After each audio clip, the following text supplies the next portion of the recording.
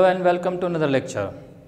आज का जो लेक्चर है इसमें हम दो टॉपिक डिस्कस करेंगे और इसमें एक टॉपिक हम डिस्कस करेंगे कि इंडिकेटर्स क्या हैं and how these indicators are working, और दूसरा लेक्चर जो होगा इसी के साथ हमारा जो दूसरा टॉपिक होगा एक सच, उसमें हम डिस्कस करेंगे बफर्स क्या हैं and how buffers are working, buffers कैसे बनाए जाते हैं और उनकी वर्किंग क्या है। तो हम शुरू करते हैं। सबसे पहले हमारा जो आज का पहला टॉपिक जो है, now this is called indicator.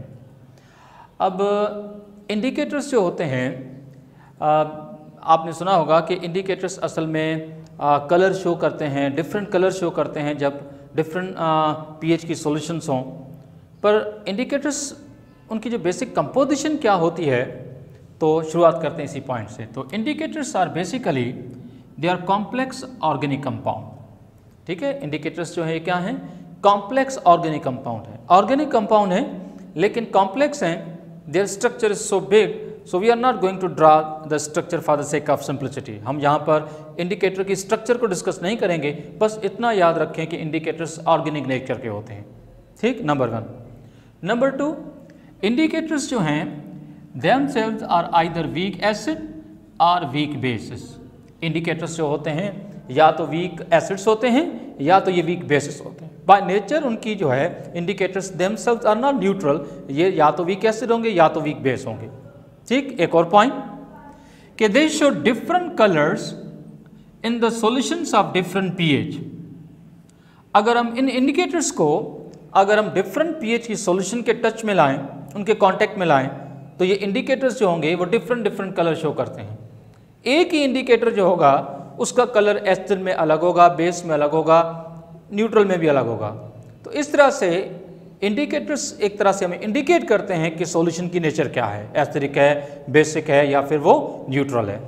ठीक है, तो इसी बात को लेकर आप देख सकते हैं कि यहाँ पर एक पूरा टेबल बनाया है जिसमें एक तरफ हमने कुछ एग्जाम्पल लिए हैं इंडिकेटर्स के, और उन इंडिकेटर्स का कलर एसिड में क्या है, उन इंडिकेटर्स का कलर बेस में क्या है, और उन्हीं का कलर जो है वो न्यूट्रल में क्या है। तो आप देख सकते हैं कि सबसे पहले जो इंडिकेटर हमारे पास है, now this is called the litmus. Litmus जो है ये एसिड के टच में आया तो उसका कलर होता है रेड, अगर वो बेस के टच में आया तो उसका कलर होता है ब्लू, अगर वो न्यूट्रल सॉल्यूशन में पड़ा है तो ऐसी सूरत में लिटमस का कलर जो होता है वो होता है पर्पल। ठीक, नंबर वन। एक और indicator you can see the phenolphthalein. Phenolphthalein जो है वो एसिड में कोई कलर शो नहीं करता, वो कलरलेस होता है, लेकिन जब वो बेस के टच में आए तो उसका कलर जो होता है वो कलरलेस से चेंज होकर पिंक हो जाता है। और इवन इसी फिनोल्फिथिलीन का कलर जो है वो न्यूट्रल सॉल्यूशन में भी कोई नहीं होता, वो भी कलरलेस होती है। ठीक है, तो फिनोल्फिथिलीन सिर्फ एसिडिक और न्यूट्रल सॉल्यूशन में कोई कलर शो नहीं करता, बेसिक सॉल्यूशन में इसका कलर क्या हो जाता है, पिंक।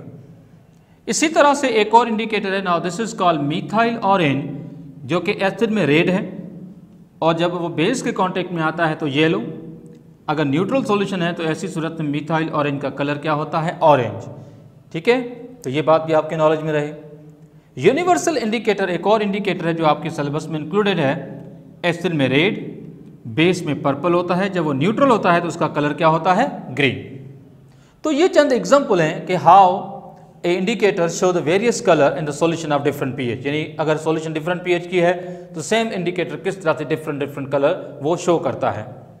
इसी बात को लेकर मैंने यहाँ पर दो पॉइंट्स लिखी हैं कि इंडिकेटर्स जो हैं उसका यूज क्या है, इंडिकेटर किस पर्पस के लिए यूज किए जाते हैं। Indicators are used, number A, to determine the pH of the solution. यानी इंडिकेटर के थ्रू हम ये पता कर सकते हैं कि सॉल्यूशन की पीएच क्या है। पीएच से मुराद ये है कि एसिडिक है, बेसिक है या न्यूट्रल है। और आप जानते हैं कि अगर एसिडिक है तो लेस देन 7, बेसिक है तो अबव 7, न्यूट्रल है तो आप जानते हैं कि पीएच 7 रहती है, एग्जैक्टली 7। इंडिकेटर का एक और यूज भी है, वो ये है कि they are use to determine the end point of a reaction. यानी किसी भी रिएक्शन की एंड पॉइंट को मालूम करने के लिए भी इस्तेमाल करते हैं। एंड पॉइंट से मुराद ये है कि किस इंस्टेंट पे जाके रिएक्शन कंप्लीट हुआ है, किस इंस्टेंट पे जाके रिएक्शन कंप्लीट हुआ है, उस इंस्टेंट को नोट करने के लिए भी इंडिकेटर का हम इस्तेमाल करते हैं। ठीक है, तो हम ये सीखेंगे कि how these indicators are working. तो चलो देखते हैं कि वर्किंग ऑफ द इंडिकेटर। तो एक और इंडिकेटर की बात करो, नंबर 2, जो हमारा इस पॉइंट का जो सेकंड पार्ट है, now this is called the working of the indicator, not the working of buffers. तो आप थोड़ा इसको करेक्ट कर लीजिएगा। So this is called the working of the indicators. ये जो इंडिकेटर्स हैं इनकी जो वर्किंग है, इसमें मैंने जो एग्जाम्पल लिया है वो मैंने लिया है methyl orange, one of the indicator. Now this is called the methyl orange. तो आप देखें कि आगे हम पहले जो मैंने एक पॉइंट बताई थी, जैसे मिथाइल ऑरेंज आप देख सकते हैं कि उसका जो कलर है एसिड में वो रेड है, और उसी का कलर जो बेस में है वो येलो है, लेकिन वो न्यूट्रल में है तो ऑरेंज है। तो चलो देखते हैं आगे कि किस तरह से मिथाइल ऑरेंज जो है वो अपना कलर जो है वो शो करती है जब हम उसको एसिड या बेस के टच में लाते हैं। तो वर्किंग क्या है इंडिकेटर की, तो चलो हम स्टार्ट करते हैं आगे, लेट्स सी। तो आप देखें कि सबसे पहले मैंने यहाँ पर मिथाइल ऑरेंज जो है उसके लिए मैंने एक शॉर्ट फॉर्म में लिया है उस मॉलिक्यूल को। Now I have written this methyl orange as HI। अब आप देखोगे HI में, या इसको आप भले HIN से शो करें। कहने का मतलब यह है कि मिथाइल ऑरेंज एक इंडिकेटर है। इंडिकेटर कॉम्प्लेक्स कंपाउंड है, और कॉम्प्लेक्स कंपाउंड की वजह से इसकी एक्चुअल स्ट्रक्चर मैंने नहीं लिखी, मैंने सिर्फ उसको शॉर्टकट में लिखा है। नेचर एसिडिक है तो मैंने हाइड्रोजन आयन शो कर लिए, बाकी जो उसका नेगेटिव पार्ट है उसको मैंने IN से शो किया है। ठीक है। अब ये इंडिकेटर जो है ये जब डिसोशिएट होगा तो यू नो दैट कि it will produce the hydrogen ion and it will produce the IN negative ion, यानी एक कैटाइन पॉजिटिव आयन और दूसरा नेगेटिव आयन, दो आयन में डिसोशिएट हुआ है। फर्ज करो कि अगर हमने इस इंडिकेटर को पानी के अंदर डिजॉल्व किया हुआ है, अगर इसको हमने पानी के अंदर डिजॉल्व किया हुआ है तो फिर आप जानते हैं कि aqueous सॉल्यूशन में ये आयन्स भी पड़े होंगे और अनआयोनाइज्ड इंडिकेटर भी पड़ा होगा, क्योंकि आप जानते हैं कि जो आयोनाइजेशन होती है किसी भी इलेक्ट्रोलाइट की वो रिवर्सिबल होती है। तो उसका इनडायरेक्ट मतलब यह है कि जब ये इंडिकेटर अनआयोनाइज्ड था तो उसका कलर था रेड, पर जब ये आयोनाइज्ड हुआ तो उसका जो एनाइन पार्ट है दैट इज IN, इसका कलर होता है येलो। तो अगर यही इंडिकेटर पानी में होगा, aqueous सॉल्यूशन में होगा, न्यूट्रल सॉल्यूशन में होगा, तो आयनाइजेशन क्योंकि रिवर्सिबल है तो उसी सॉल्यूशन में some of the part will be the reddish colour, some of the part will be the yellow, क्योंकि इसमें रेड अनआयोनाइज्ड कंपाउंड भी है और आयोनाइज्ड भी है। तो आप जानते हैं कि रेड और येलो दोनों चीज़ें एक साथ पड़ी हों तो उसकी अपीयरेंस जो होती है that will be neither red and not yellow but it will be the orange. इस वजह से आपको पता है कि मिथाइल ऑरेंज जब न्यूट्रल सॉल्यूशन में होता है तो उसका कलर क्या होता है, ऑरेंज। हमें क्या सीखना है, हमें सीखना है कि इस इंडिकेटर का जो मिथाइल ऑरेंज है ऑरेंज कलर होता है जब वो सॉल्यूशन न्यूट्रल हो। हमें यह सीखना है कि एसिड में डालेंगे तो क्या होगा, बेस में डालेंगे तो क्या होगा। हम ये बात कर चुके हैं कि एसिड में इसका कलर रेड हो जाता है और बेस में इसका कलर येलो हो जाता है। ऐसा क्यों होता है, चलो हम देखते हैं कि फ़र्ज़ करें कि ये जो इंडिकेटर है अगर मैं इसमें कोई एसिड ऐड करता हूँ, suppose I am adding HCl। अगर मैं HCl ऐड करता हूँ तो आप जानते हैं कि HCl डिसोशिएट होगा। HCl जब डिसोशिएट होगा तो वो बनाएगा हाइड्रोजन आयन और प्लस में बनाएगा क्लोराइड आयन जो नेगेटिव है।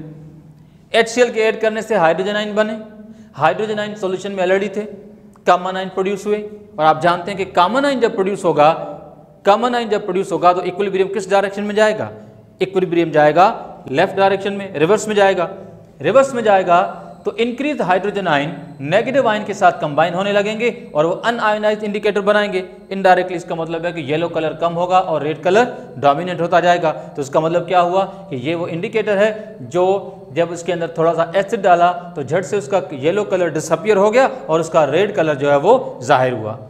इसी तरह से आप देखें कि हमने लिखा है कि adding acid will shift the equilibrium to the left, ठीक है, and this will give what colour, red colour. लेकिन अगर हम इसी इंडिकेटर में एसिड डालने के बजाय अगर हम बेस डालें, चलो भाई अगर मैं इसके अंदर बेस डालता हूं, जैसे कि मैंने सोडियम हाइड्रोक्साइड इसके अंदर डाल दिया, थोड़ी सी क्वांटिटी अगर बेस की डाल दी जाए तो सोडियम हाइड्रोक्साइड डिसोशिएट होगा, बनाएगा sodium ion and it will produce the OH ion. अब आप देखें कि ये जो इंडिकेटर जो था उसकी सॉल्यूशन में हाइड्रोजन आयन थे, बेस जो उसने प्रोड्यूस किए OH आयन। तो OH आयन जो होंगे वो इंडिकेटर के हाइड्रोजन आयन के साथ क्या करेंगे, रिएक्ट करेंगे। H एंड OH आयन आपस में जब रिएक्ट करेंगे तो क्या बनाएंगे, वाटर। जब हाइड्रोजन आयन OH के साथ कंबाइन होकर वाटर बनाएंगे तो सॉल्यूशन के अंदर हाइड्रोजन आयन जो है उसकी कंसंट्रेशन कम हो जाएगी। जब प्रोडक्ट की कंसंट्रेशन कम हो जाएगी तो इक्विलिब्रियम फॉरवर्ड आएगा। तो ये जो इंडिकेटर के मॉलिक्यूल हैं जब ये ज़्यादा आयनाइज्ड होंगे तो इसका इनडायरेक्ट मतलब है कि रेड कलर जो होगा वो सप्रेस होगा और ज़्यादा आयनाइजेशन की वजह से नेगेटिव आयन का रेशियो बढ़ेगा और इस तरह से येलो कलर अपीयर होगा। यही बात यहाँ पर लिखी आप देखें कि adding base will shift the equilibrium to the right, क्योंकि हाइड्रोजन आयन की कमी से इक्विलिब्रियम फॉरवर्ड आएगा तो मतलब राइट डायरेक्शन में आएगा। तो ऐसी सूरत में आप जानते हैं कि सॉल्यूशन का कलर क्या हो जाएगा, येलो। तो हमने देखा कि मिथाइल ऑरेंज जब न्यूट्रल सॉल्यूशन में था तो उसका कलर जो था वो ऑरेंज था, एसिड में रेड हो गया, जबकि बेस डालने से इसका कलर क्या हो गया, yellow. So that's the way how we are dealing with this point. एक और पॉइंट मैं डिस्कस करने जा रहा हूं, अगर आप देखें वो ये है कि in case of the acid base reaction, वैसे तो उसको हम न्यूट्रलाइजेशन कहते हैं, पर अगर ये टाइट्रेशन बेस्ड रिएक्शन हो जिसमें हमें किसी एसिड या बेस जो है इसमें से किसी भी जो कंपाउंड है या किसी भी कंपाउंड की सॉल्यूशन है उसकी कंसंट्रेशन मालूम करनी है किसी दूसरे कंपाउंड की नॉन कंसंट्रेशन से, तो इस किस्म की सिचुएशन को हम कहते हैं टाइट्रेशन। तो जब एसिड बेस के साथ रिएक्ट करे या बेस एसिड के साथ रिएक्ट करे, उस सूरत में जब एक ही कंसंट्रेशन नॉन है जो कि स्टैंडर्ड सॉल्यूशन कहलाती है और दूसरी सॉल्यूशन की कंसंट्रेशन अगर मालूम करनी है तो that kind of a reaction is called titration. और अगर टाइट्रेशन एसिड और बेस के बीच में हो रही हो तो ये भी हो सकता है कि स्ट्रांग एसिड हो, वीक एसिड हो, स्ट्रांग बेस हो, वीक बेस हो, या फिर दोनों की नेचर अलग अलग हो। तो बुक की दो पॉइंट्स हैं जो मैं यहाँ पर आपसे शेयर कर रहा हूँ जो आपको याद रखनी है। उनमें से एक पॉइंट ये है कि phenolphthalein is used if strong base is reacting with the weak acid. अगर टाइट्रेशन स्ट्रांग बेस और वीक एसिड के बीच में हो रही हो then the indicator that you have to use is the phenolphthalein. ऐसी सूरत में एक और इंडिकेटर जिसका जिक्र आपकी टेक्स्ट बुक में है वो है कि methyl orange. Methyl orange is used if strong acid is reacting with the weak base. इसमें ट्रिक ये है कि फिनोल्फिथिलीन बेसिक इंडिकेटर है जो कि स्ट्रांग बेस और वीक एसिड सॉल्यूशन में एज ए इंडिकेटर यूज किया जा रहा है during the titration. Methyl orange अभी आपने देखा कि मिथाइल ऑरेंज एक एसिडिक इंडिकेटर है जो कि स्ट्रांग एसिड और वीक बेस में यूज किया जा रहा है। तो स्ट्रांग बेस होगा तो फिनोल्फिथिलीन, वीक एसिड टाइट्रेशन में यूज किया जा रहा है, अपना स्ट्रांग एसिड यूज किया जा रहा है, तो ऐसी सूरत में हम यूज करेंगे क्या, हम methyl orange. So that's the way how indicators are working.